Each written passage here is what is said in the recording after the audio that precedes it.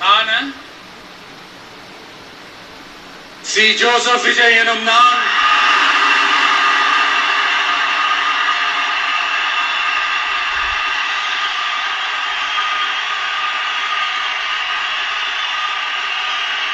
சட்டப்படி அமைக்கப்பெற்ற இந்திய அரசியல் அமைப்பின்பால் உண்மையான நம்பிக்கையும் மாறா பற்றும் கொண்டிருப்பேன் என்றும் இந்திய நாட்டின் ஒப்பில்லாத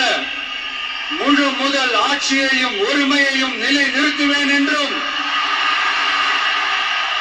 தமிழ்நாட்டு அரசின் முதலமைச்சராக உண்மையாகவும் உளச்சான்றின்படியும் என் கடமைகளை நிறைவேற்றுவேன் என்றும் அரசியல் அமைப்பிற்கும் சட்டத்திற்கும் இணங்க அச்சமும் ஒருதலை சார்பும் இன்றி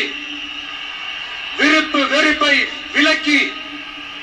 பலதரப்பட்ட மக்கள் அனைவருக்கும்